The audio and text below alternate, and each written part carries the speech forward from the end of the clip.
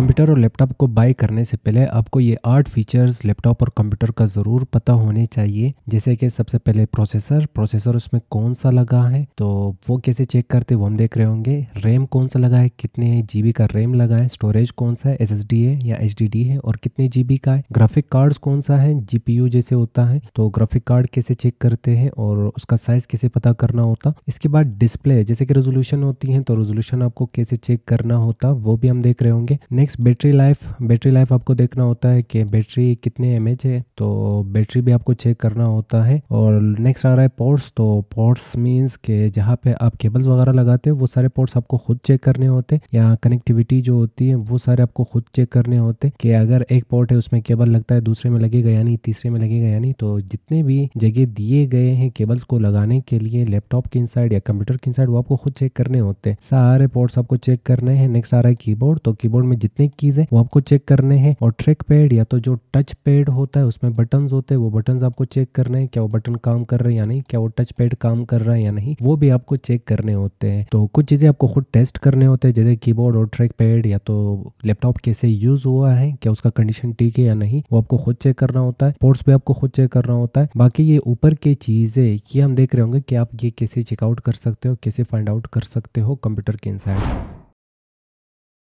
तो मेरे पास यहाँ पे लैपटॉप है और लैपटॉप के इनसाइड ये चीज़ें फाइंड आउट करने के लिए मैं मल्टीपल तरीके आपको बता रहूँगा। सबसे पहले दिस पीसी पे राइट क्लिक कर लो, आपके सामने आ जाएगा प्रॉपर्टीज, आल्ट इंटर इसका शॉर्टकट की होगी, आप इस पर क्लिक करोगे। क्लिक करने के बाद आपके मैक्सिमम क्वेश्चंस का आंसर आपको यहाँ पे मिल जाएगा। जैसे आपके कंप्यूटर में प्रोसेसर कौन सा है वो बताया जा रहा, तो इस कंप्यूटर में प्रोसेसर लगा है इंटेल कंपनी का, एमडी होता है और इंटेल होता है, इंटेल बेस्ट माना जाता। बाकी एमडी भी अगर आप चूज़ करते हो वो भी अच्छा होता है। कंप्यूटर वगैरह के लिए एमडी यूज़ किया जाता है, लैपटॉप्स के लिए इंटेल, क्योंकि इंटेल ज़्यादा हीट नहीं करता, एमडी ज़्यादा हीट करता है। तो जो चीज़ें ज़्यादा हीट करते हो उतना ज़्यादा चार्ज खाता है। तो अगर आप लैपटॉप चाहते हो तो लैपटॉप के इनसाइड इंटेल चूज़ कर लो। अगर कंप्यूटर की तरफ जा रहे हो तो कंप्यूटर में ज़ाहिर बात है चार्ज वगैरह कंसेप्ट होता नहीं है, तो फिर आप वहाँ पे एमडी के साथ जा सकते हो। तो इसकी इनसाइड यहाँ पे सीरीज और जनरेशन दोनों आपको बताया जा रहा है। और इंटेल कंपनी है और कोर मीन्स इसका कौन सा यहाँ पे सीरीज चल रहा है, जैसे कोर आई और फिर 7 लिखा हुआ आ रहा है, तो इसका मतलब मेरा जो लैपटॉप है वो कोर i7 है। और जनरेशन नेक्स्ट पहला जो डिजिट होगा ये जनरेशन के लिए होता है, तो कोर i7 9 जनरेशन मेरा लैपटॉप है। और आगे इसका स्पीड बताया जा रहा। और नेक्स्ट इसमें इंस्टॉल्ड रैम मुझे बताया जा रहा है कि इसमें रैम कितना है और कितनी जीबी का है। यहाँ पे सिस्टम टाइप आपको बताया जा रहा है, दो टाइप्स के सिस्टम टाइप होते हैं, एक होता है 32 बिट का और दूसरा होता है 64 बिट का। और शायद अब एक लेटेस्ट आ चुका है जो कि 128 बिट का होगा। तो जितना आगे होगा ये उतना ही फास्ट आपके कंप्यूटर को चला सकेगा। सिस्टम टाइप मींस कि आपका कंप्यूटर एट द मोमेंट कितने बिट में चीज़ों को ट्रांसलेट कर पा रहा है। तो 32 होगा तो 32 बिट में चीज़ों को ट्रांसलेट कर पाएगा, 64 बिट होगा तो 64 बिट में चीज़ों को ट्रांसलेट कर पाएगा, और 128 बिट होगा तो 128 बिट में चीज़ों को ट्रांसलेट कर पाएगा। तो जितना आगे होगा उतना ही आपका कंप्यूटर फास्ट होगा और ट्रांसलेशन ज़्यादा तेज़ करेगा और फास्ट करेगा। और नीचे आपको यहाँ पे इवन विंडो भी बताया जा रहा है कि आपने विंडो कौन सी इंस्टॉल की है और इंस्टॉल कब की है वो भी बताया जा रहा, और उसका जो डेट वगैरह है वो सारी चीज़ें आपको यहाँ पे पता चल जाते हैं। तो ये दिखानी यहाँ पे कैसे आप चेकआउट कर सकते हो प्रोसेसर को, रैम को, सिस्टम टाइप को और इवन विंडो को। पर यहाँ पे स्टोरेज डिवाइस आपको नहीं बताया जाता। तो स्टोरेज डिवाइस पता करने के लिए आप यहाँ पे राइट क्लिक कर लो वापस दिस पीसी पे, और इसके इनसाइड आपको एक ऑप्शन मिलेगा। तो मैं राइट क्लिक करूंगा, इसके इनसाइड आपको एक ऑप्शन मिलेगा जिसका नाम होगा मैनेज। तो आपने मैनेज पे क्लिक करना है। अब जैसे आपने मैनेज पे क्लिक कर लिया तो एक स्क्रीन और आ जाएगी और इसके इनसाइड आपको ढूंढना है स्टोरेज को, और स्टोरेज के इनसाइड डिस्क मैनेजमेंट आपने इस पे क्लिक करना है। अब डिस्क मैनेजमेंट पे जैसे आपने क्लिक कर लिया तो इसके इनसाइड आपको ये चीज़ें बताए जाते हैं कि आपके स्टोरेज कितने हैं, आपने कितने डिस्क लगाए अपने कंप्यूटर में। तो मैंने कंप्यूटर में यहाँ पे दो डिस्क लगाए, एक डिस्क 0 नाम का आ रहा है, दूसरा डिस्क 1 नाम का आ रहा है, और इसकी कैपेसिटी भी यहाँ पे बताई जा रही है। और इससे हमने कितने वॉल्यूम्स या तो कितने पार्टीशंस, कितने डिस्क बनाए हैं वो भी हमें यहाँ पे बताया जा रहा है। तो ये दिखानी यहाँ पे स्टोरेज डिवाइसेस की, स्टोरेज डिवाइसेस यहाँ पे पता चल रहा है, पर यहाँ पे ये नहीं बताया जा रहा है कि क्या ये HDD है या SSD है। उसके लिए नेक्स्ट स्टेप, तो आप यहाँ पे राइट क्लिक कर लो और आपने टास्क मैनेजर पे क्लिक करना है। टास्क बार पे राइट क्लिक कर लो, टास्क बार का जो खाली एरिया होगा यहाँ पे राइट क्लिक और टास्क मैनेजर, और इसका शॉर्टकट की होगी कंट्रोल शिफ्ट और एस्केप की। तो हम यहाँ पे परफॉर्मेंस पे क्लिक कर रहे होंगे और इसके बाद यहाँ पे आपको वही सेम चीज़ें बताया जा रहा है, जैसे कि CPU कौन सा है आपके कंप्यूटर में, वही core i7 9 generation Intel company का है और इसका स्पीड ये आ रहा। और नेक्स्ट इसमें मेमोरी कितनी GB की लगी है और कौन सी लगी है वो भी हमें यहाँ पे बताया जा रहा। तो इसमें 64 GB का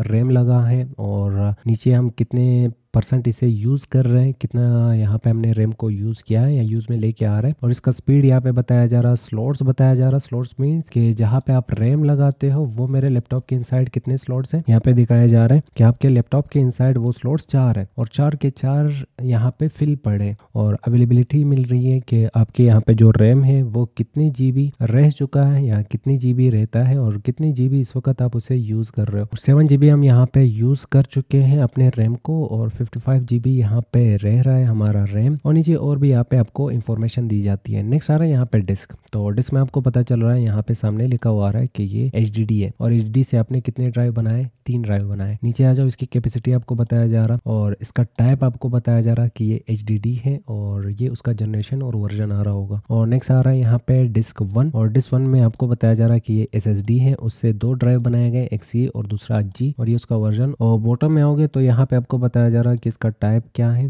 SSD है और इसकी कैपेसिटी क्या है वो भी आपको यहाँ पे बताया जा रहा। बाकी आपको यहाँ पे स्पीड वगैरह भी पता चल जाता है। और नेक्स्ट इथरनेट, वो केबल जिसके थ्रू आप वाईफाई कैप्चर करते हो वो मैंने इसमें नहीं लगा इसलिए यहाँ पे 0 आ रहा है वो सिस्टम। और नेक्स्ट आ रहा होगा वाईफाई। तो वाईफाई मैं इस वक्त यूज़ नहीं कर रहा पर हाँ हम यहाँ पे वाईफाई कनेक्ट कर चुके हैं अपने लैपटॉप के साथ और कुछ इन्फॉर्मेशन हमें यहाँ पे मिल रही होगी। और नेक्स्ट आ रहा है GPU ग्राफिक कार्ड। तो अगर आपको क्वालिटी बेहतर चाहिए होगी अपने लैपटॉप का गेमिंग के लिए, मूवीज़ वगैरह के लिए, एडिटिंग के लिए, ग्राफिक एडिटिंग, वीडियो एडिटिंग के लिए, तो GPU बेस्ट होता है आपके लिए। तो यहाँ पे GPU मुझे 2 दिख रहे होंगे, एक GPU 0 और दूसरा GPU 1। तो ये वाली जो GPU है ये इंटेल की तरफ से मिल रहा है मुझे। तो इंटेल मीन्स जो CPU आप कंप्यूटर में लगा चुके हो वही इंटेल CPU है और उसी की तरफ से मुझे यहाँ पे ये GPU मिल रहा है। और ये GPU शेयर हो रहा है और जगह ले रहा है कहाँ से, मेमोरी से। मेमोरी क्या होता है, ये आपका रैम। तो ये रैम से इस वक्त जगह ले रहा है पर ये एक्चुअल आपका GPU नहीं होता। एक्चुअल GPU ये होता है। तो GPU 1 पे हमने क्लिक कर लिया तो इसमें बताया जा रहा, तो इसमें हमें बताया जा रहा NVIDIA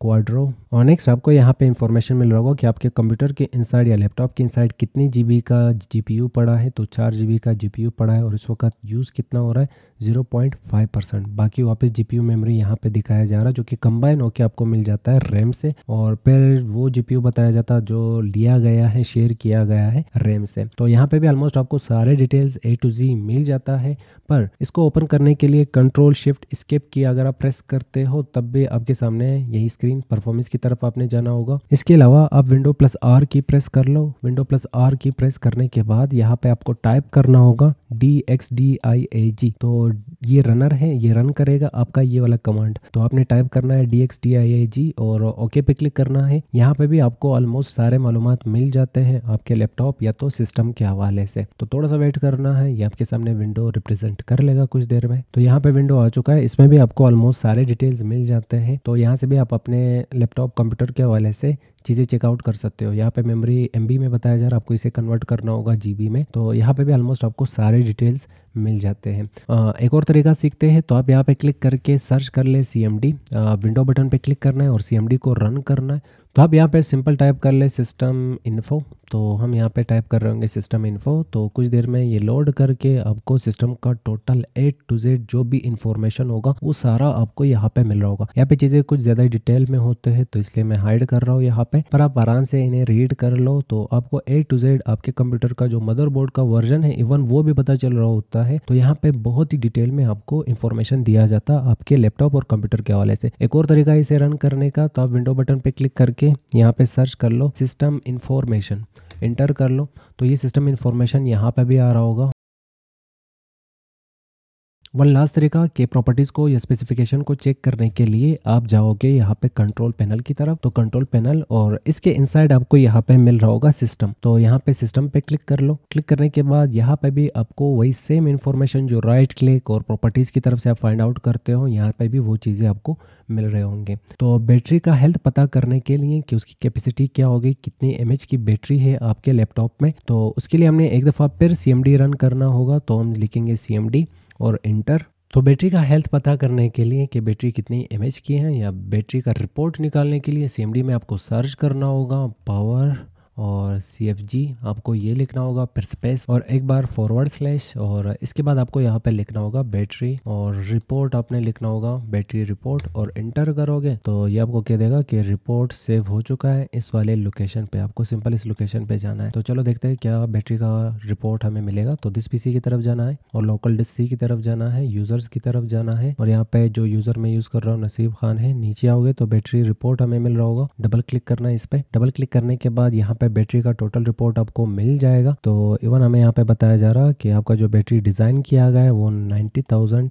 mAh डिज़ाइन किया गया है, पर फुल चार्ज इस वक्त जो हो सकता है ये 82,290 mAh ये चार्ज हो सकता है। और साइकिल काउंट यहाँ पे बताया जा रहा, और इसका जो नेम वगैरह है, मैन्युफैक्चरिंग है, वो सारी चीज़ें आपको यहाँ पे पता चल जाते हैं। बाकी रिसेंटली यूज्ड बैटरी को कहाँ कहाँ पे कैसे यूज़ किया गया वो भी मुझे यहाँ पे बताया जा रहा, और ऊपर यहाँ पे कुछ मजीद इंफॉर्मेशन आपको बताया जा रहा है। तो कुछ इस तरह से आप अपने कंप्यूटर के स्पेसिफिकेशन चेक कर सकते हो। तो उम्मीद करता हूँ नेक्स्ट टाइम आप धोखा भी नहीं खाओगे, और आराम से आप अपने कंप्यूटर के जितने भी स्पेसिफिकेशन है वो चेकआउट कर सकते हो।